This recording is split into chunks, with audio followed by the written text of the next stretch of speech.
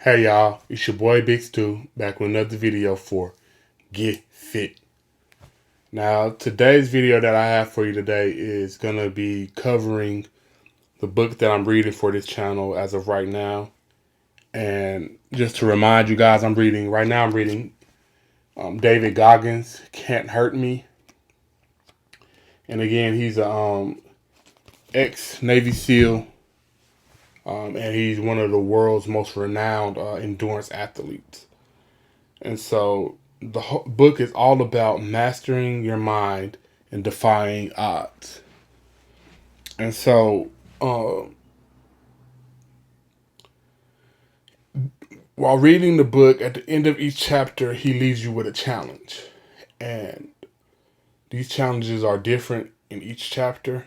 And so, for chapter one's challenge, which would be challenge number one, of course, it's all about, what kind of trauma did you endure as a child or in early adulthood?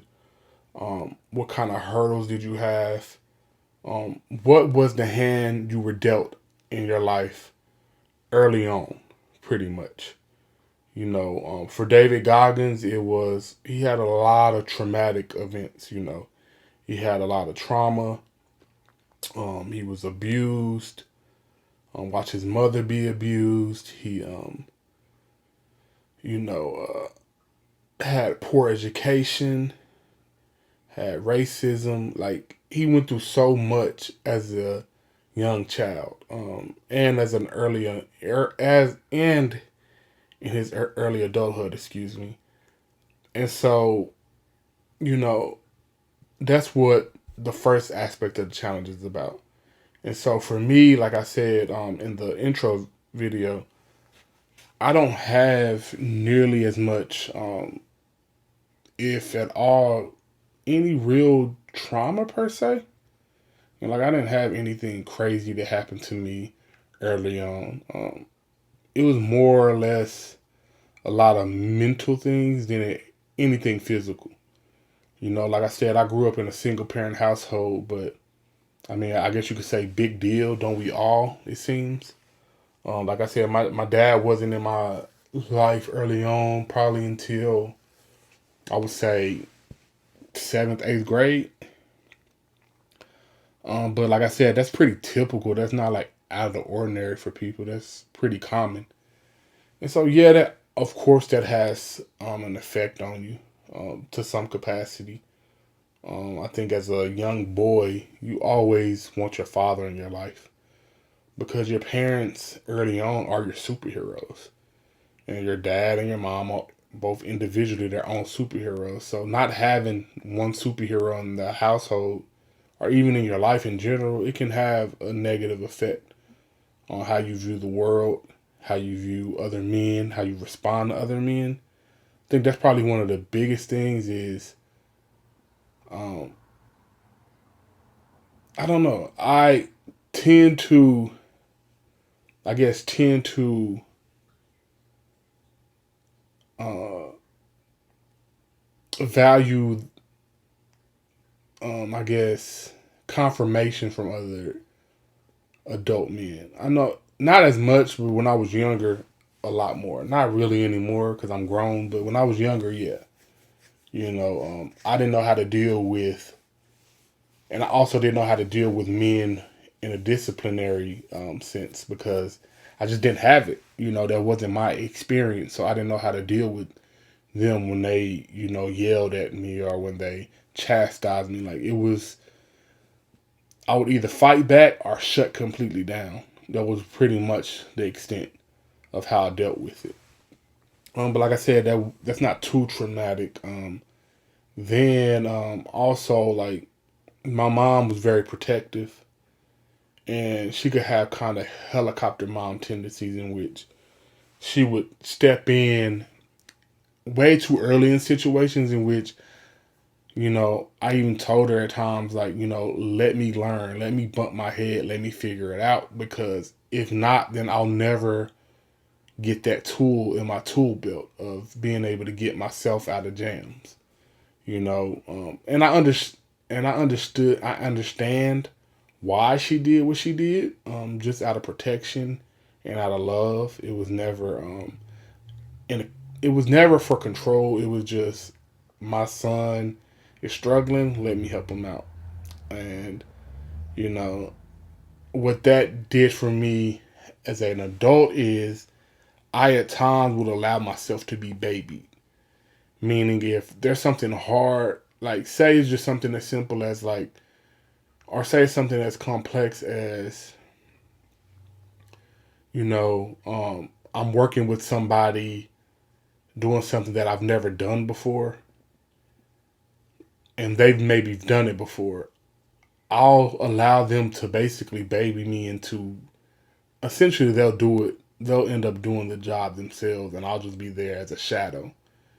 Instead of, in the instance in which they was like, hey, if somebody just sends me out and say, hey, go figure it out, and they leave me by myself, eventually I'll figure out some way to get it done. And so again, I'll allow myself to be babied, and that's an issue that I have, and that I got to continue to work at.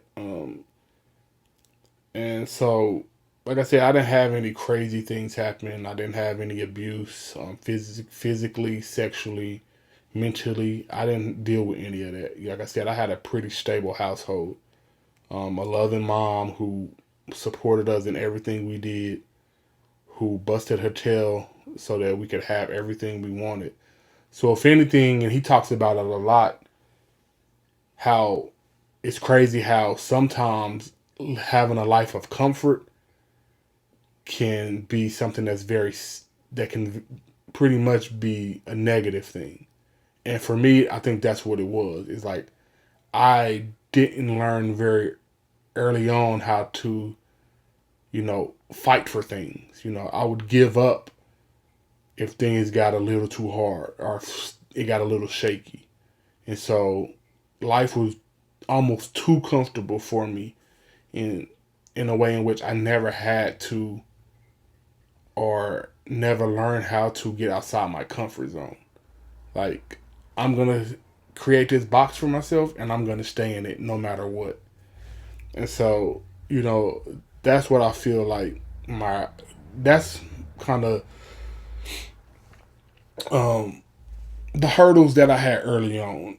And so the second aspect of the challenge was, what is keeping you right now in the present moment from achieving the dreams, the goals, or the aspirations that you have for your life? What's holding you back? What's stopping you from pushing forward and pushing through? And right now, you know,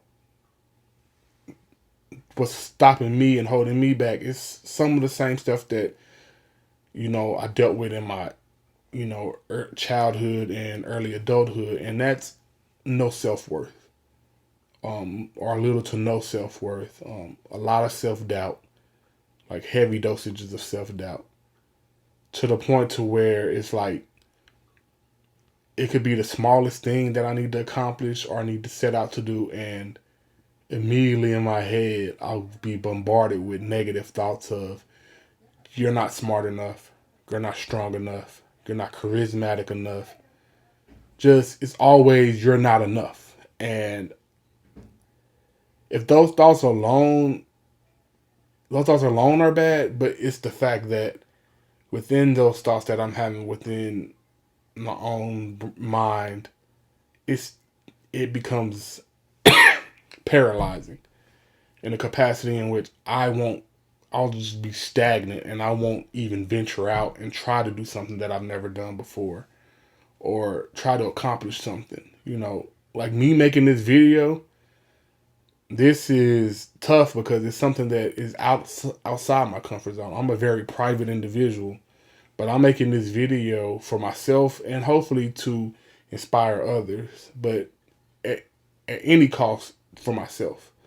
To try and have some accountability measure out there for me to view and see on a daily basis. And so that's one thing, self-doubt. That's something I've been dealing with since I was a youngin'. Another thing, discipline.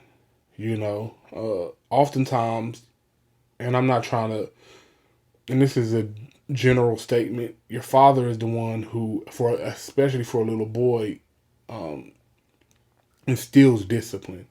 And discipline to me is getting things done that need to be done, regardless of how you feel about it. And that's something I really struggle with. Like, if it's something that needs to get done, but I don't feel like doing it, then guess what? I just won't do it. I just won't, and it's something that is not a good habit to have, because in life, there's going to be a lot of things that you don't like to do, that you don't want to do, that you hate doing, but guess what? You got to get it done. Or you'll just, I guess, be running in place all the time. And so that's something that's holding me back. Um, like I said, self-doubt, discipline. What else is holding me back? Fear. Fear kind of coincides with the comfort zone, and it's just fear. It's, you know, I wanted to make this channel, right? And immediately, like, the self-doubt comes in. Nobody's ever going to watch it. Stupid idea. Blase, blah, whoop-de-whoop. Before I even try to do it. And then the fear of, hey, nobody, the fear of, what if people have negative comments? Or what if you never get any subscribers? Or just all this fear comes up, And it comes up it can come up in small things to big things in life. Like, just the fear of not stepping outside my comfort zone, and then at the very least just trying it. And then also another thing that I struggle with is excuse my language, half-assing stuff. So even if I step outside my comfort zone and try something, it's one of those things where I'll half-ass it to a point to where I can be satisfied and being like, at least I tried it. When did you really try it? Did you really give it all you had and be comfortable and live with those results? Or did you just half-ass it so you can at least in your mind justify why you didn't succeed at it? And that's the thing that I struggle with is, if you're going to do it, like they say, if you're going to do it, or go big or go home. Like, that's something that I have to work on. And a lot of that is tied in with the self-doubt. If you go into something, and this is me talking to myself essentially, if you go into something already in your head you failed before you even tried it, then it's going to be a large likelihood that you are going to fail at it, because you've already told yourself you failed before you even tried it. And I do that a lot. And that's another issue, self-sabotaging, is not putting myself in positions to win, most of the time, because I don't believe I can win. So, and you say, why are you just telling all these negative things about yourself? Why? Like, that seems counterproductive. Well, David Goggins is saying all those negative emotions, all those negative past experiences, all those negative thoughts, negative feelings, whatever it is, his whole thing is use that as fuel. Because he's saying his whole thing is flip it for your advantage, for your motivation. And so, I look at it this way, and it's something that really has been in my heart for a while, but I have to actually buy into it. And it is that all this negative stuff that I deal with personally, either it's going to be fuel to the fire of change in my life, or it'll extinguish any sense of hope. It'll extinguish any dream I have. It'll extinguish any positive influence that I'll have in my life. So I have to make the decision of which one I want it to be.